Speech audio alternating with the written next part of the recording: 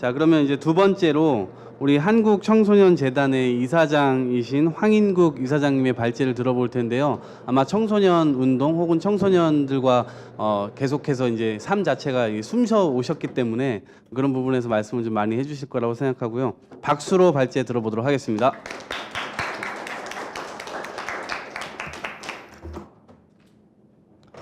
발제에 앞서서 계속해서 우리 제 패친이기도 한 우리 김시현 학생이 생년을 계속 얘기하셔가지고 좌절감이 먼저 크게 들었어요.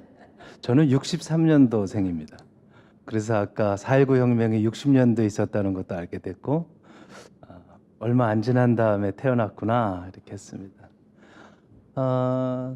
나이는 이제 55이어서 제법 많은 편이지만 일은 청소년 일을 좀 쭉 해왔었기 때문에 그냥 이해 정도는 하고 있다 이렇게 생각합니다. 특히나 청소년들이 선거권 문제는 지난 2004년부터 당시 19세로 선거 연령 인하를 하자고 한 부분에 있어서 저도 이름을 걸고 몇 가지 운동을 좀 해서 그때는 지금보다는 좀 쉽게 성취되지 않았나 생각을 합니다. 한 40여 년간 이렇게 있다 보니까 그 당시에는 오히려 그렇게 사회적 저항이 높진 않았던 기억이 있습니다. 지난 지방선거 때는 청소년 운동을 하시는 분들과 함께 1618 운동을 했습니다. 우리 김시현 학생께서 말씀하셨던 대로 교육감 선거에서 16세 선거 연령을 좀 보장하자는 운동을 좀 진행을 하고 여러 곳에서 호응을 있었지만 결국 반영되진 않았습니다. 19대 국회에서 18세 선거권 운동을 제안을 하고 국회에서 여러 가지 행사를 좀 주최했던 기억이 새롭습니다. 여러 의원들께서 발의도 하셨었고요. 그리고 나서 진행했는데 19대 때도 아시다시피 마지막에 정개특위에서 여야 당 대표의 합의에도 불구하고 마지막에 정개특위에서 말 그대로 당리당략으로 이 문제가 좌초되었죠.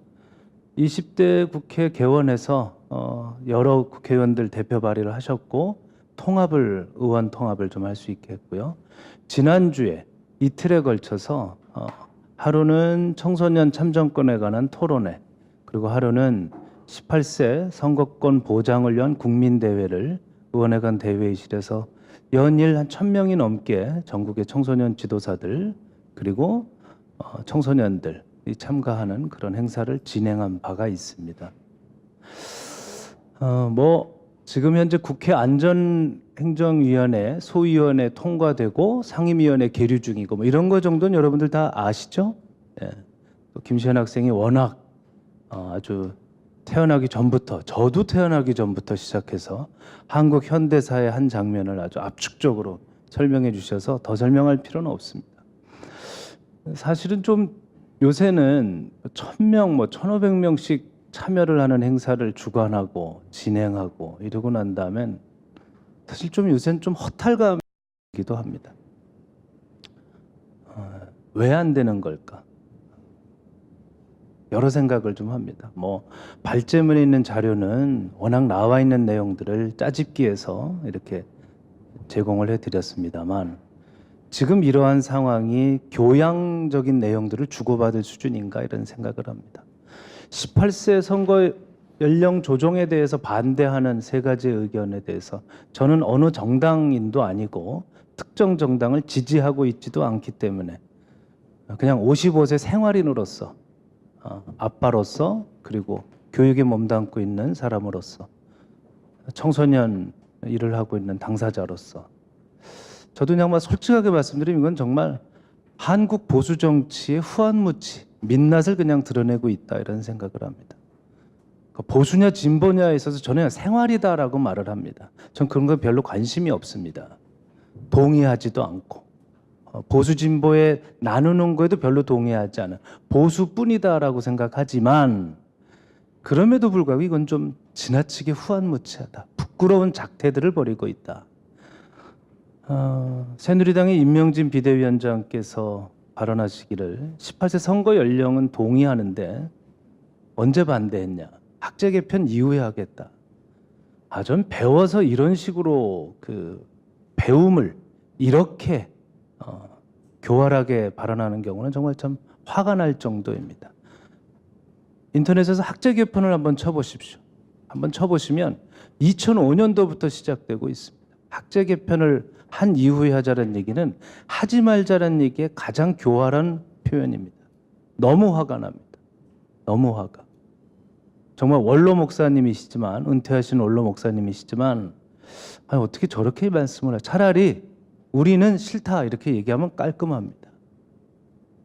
제가 전국적인 지금 서명 운동으로 이미 10만 명을 넘어섰는데요. 10만 명의 서명이 돌파한 지는 꽤 오래됐습니다. 하고 있는 직장에 굉장히 많은 전화가 옵니다. 업무로 볼 수 없을 정도. 정체불명의 보수단체들이 전화가 옵니다. 저는 보수냐 진보냐를 가리지 않는데 본인들께서 스스로를 보수단체라고들 얘기들을 하세요. 별별 협박을 다 하시는데 저는 그중에 가장 가슴 아픈 얘기가 뭐냐면 18세 선거 연령 인하 문제를 빨갱이와 연계시키는 겁니다. 듣도 보도 못한, 도대체 이러한 일이 왜 빨갱이와 연계가 되는지 참 이해할 수가 없습니다. 교총에서, 교원단체 총연합회에서는 교실의 선거장화가 된다. 후보 검증 제도 장치가 부족하다. 이런 얘기를 이번에 공식적으로 발표를 하셨습니다. 19대 국회 때도 교총에서는 반대를 하셨습니다. 저는 찬성하고 반대는 각자의 의무라고 생각합니다. 아까 제가 새누리당에 분노하고 교총에 분노하는 건 똑같은 맥락입니다. 19대 때도 발의가 되고 이 문제를 당시 당대표가 합의를 하기도 하셨습니다. 근데 지금까지 도대체 무엇을 하고 계셨던 겁니까? 언제는 경로당에 계신 할머님들께서 또는 우리 직장인들이 후보를 검증할 제도와 장치가 있어서 후보를 뽑습니까? 아니면 선거 공보 보는데 입시를 포기하면서까지 우리가 선거 공보 탐구를 하겠습니까? 적어도 수능책 제가 여기다 갖다 놓으면 제 머리 정도까지 올라올 텐데 하루에 10시간 이상을 공부하는 우리 사회에서 가장 책을 많이 읽는 계층이 청소년입니다. 수능 보는 지성인이에요. 수능 보는 지성인입니다. 그렇게 책 많이 보는 계층이 없습니다. 그런데 무슨 검증을 한다는 겁니까? 어떤 제도를 만드는 겁니까? 그러면 고3이 학생이어서 안 된다고 한다면 제가 교총과 새누리당의 관계자분들에게 말씀드리고 싶은 게 있습니다. 아니 그러면 고3의 입시보다 더 중요한 게 국가안보 아닙니까? 그러면 군 병영은 DMZ 안에는 보수와 진보로 나눠지고 후보의 진영으로 나눠져서 총구를 서로의 동료에게 돌려야 되겠습니까? 국가안보보다 더 중요한 게 어디 있겠어요? 분단된 조국에서. 임산부는 애 낳는 것처럼 중요한 게 어디 있겠습니까? 초고령 사회에서. 아니 애 하나 열심히 낳으면 되지. 고시생은 고시 열심히 준비하면 되지. 수험생은 수험생 열심히 하면 되지. 이런 식의 논리라면 한두 끝도 없을 것 같아요. 갖다 붙이려면 좀 제대로들 갖다 붙이고 집권당으로서 이러한 문제들을 소홀히 다뤘던 점에 대한 사과부터 전제가 되어야 될 겁니다. 전 정말 이런 문제에 있어서 안전행정의 소위원회를 통과하고 상임위에 계류되는 단계부터, 그리고 지난번에 제가 직접 주관했던 19일 날 18세 선거권 보장 관련 국민대회에 딱 1시간 남겨놓고 바른정당의 주호영 대표께서 연락이 오셨습니다. 부산에 부산당 창당대회가 있어서 못 온다. 저는 원내 부대표라도 오실 거라고 생각했어요. 잘 정리가 되겠지만 보수냐 진보냐 이런 문제를 떠나서 이런 거는 전 정말 참 부끄러운 일이라고 생각합니다.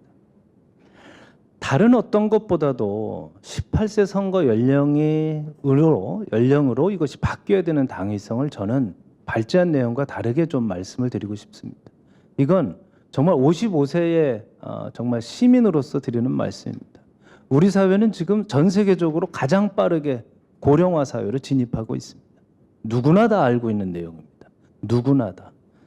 자, 이런 고령화로 진입하는 사회에 있어서 조금이라도 이 나라의 미래를 생각하는 분들이라면, 그리고 이 나라에 책임을 지고 있는 사람들이라면 이 사회를 조금이라도 더 젊게 만들 생각들을 해야 될 것입니다.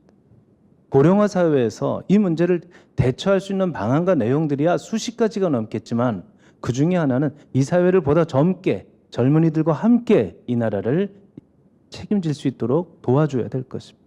고령화 사회에 대한 대책이 전혀 머릿속에 있질 않습니다. 게다가 한국 사회 여기 계신 분들 모두가 다 알고 계시겠지만 전 세계적으로 OECD 국가까지 거론하지 않아도 행복지수, 자살률, 흡연율, 음주 정말 나쁘다 나쁜 모든 수치에 있어서는 청소년 수치가 최상위층을 달리고 있습니다. 다들 알고 있습니다. 일반고 슬럼화, 공교육 황폐화, 잠자는 고3 교실. 우리 굉장히 많이 언론에서 본 헤드라인 기사들입니다. 다들 얘기합니다. 교육은 백년지 대계라고. 교육의 주체가 어떻게 되죠? 교사, 학생, 학부모. 교육의 3주체입니다. 교육을 생각한다면 한 사회의 미래를 가늠하는 100년의 척도를 가는 것이 교육이라고 한다면 교육 현장을 살리는 것은 청소년을 세우는 것부터 청소년을 살리는 것부터 학생의 권리와 의무를 동시에 주는 것부터 시작되어야 됩니다. 교육의 주체 중에서 이 교사 선생님들이 모인 교총에서 학교가 교실의 선거와 정치화 그리고 후보 검증 제도 장치가 부족하다라고 얘기하는 건 선생님들이 걱정하실 일이 아닙니다. 선생님들은 후보 검증 장치 가지고들 선거하시나요? 투표하시나요? 알아서들 할 수 있습니다. 저는 우리 사회 이런 부분에 있어서 정말 우리 한국 사회가 민주주의 국가란다면 민주주의의 기본 권리와 책임을 함께 이루는 것에 대한 정신을 회복해야 된다고 생각합니다. 이건 정말 민주주의에 대한 기본적이고 기초적인 상식을 기성세대와 그리고 다음 세대가 함께 확인해 나가는 과정일 뿐입니다. 1838년에 시작된 차티스트 운동 그리고 1928년, 1965년 여성의 참정권 그리고 흑인의 선거권에 이르기까지 저는 요 사이에 21세기에도 민주주의는 피를 먹고 자라야만 하는가 생각을 합니다.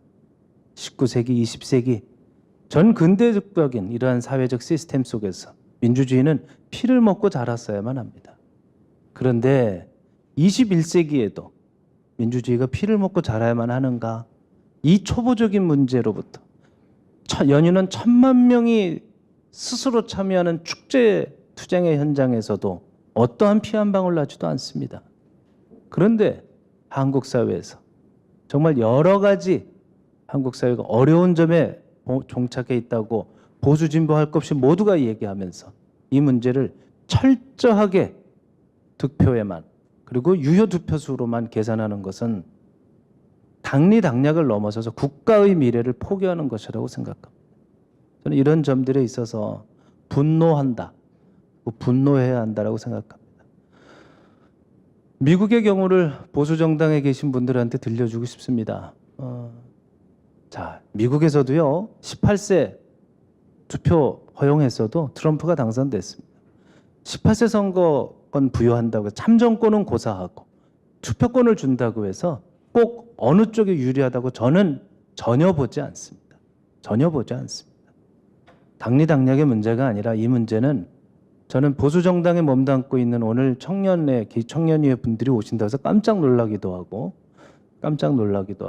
젊었을 때부터 청년이라는 단어와 함께 이 운동을 여러 가지 면에서 해왔던 한 사람으로서 정말 어느 정당에서든 이거는 청소년의 사회적 지위와 역할을 향상시키는 것이 정당 내에서 형식적으로 무늬만 있는 청년의 지위와 역할을 동시에 높이는 것이 될 것입니다. 어제들 보셨죠? 명견말이라고 하는 프로그램에서 대한민국에 편중되어 있는 직업에 국회에 진출하는 것 그리고 20대 30대의 정치인들이 얼마나 부족하게 국회에 진출해 있는 것 그래서 그 당사자들의 목소리를 전혀 낼 수 없는 것 비록 세대를 대표한다고 하면서 또 하나의 기득권이 양상이 되는 그러한 경우가 될지언정 그럼에도 불구하고 그 세대를 대표하는 사람들이 국회로 나가지고 계층을 대변하는 것은 너무나 상식적인 일이 되어야만 합니다. 정당과 소속에 상관없이 청년의 목소리는 하나로 모아져야 됩니다. 이것이 이 사회를 보다 더 젊게 만드는 것입니다. 이 사회를 보수와 진보, 생활적 진보로 나아가게 하는 길이 될 것입니다. 18세 선거권에서 정말 5개 정당의 청년위에 계신 분들이 하나로 뜻을 모아서 당리당략이 아닌 오로지 조국의 미래를 우리 사회의 미래만을 보는 그러한 현명한 선택, 위대한 결단들을 함께하고 함께 투쟁해 주시기를 부탁드리겠습니다. 발제 마치겠습니다. 감사합니다.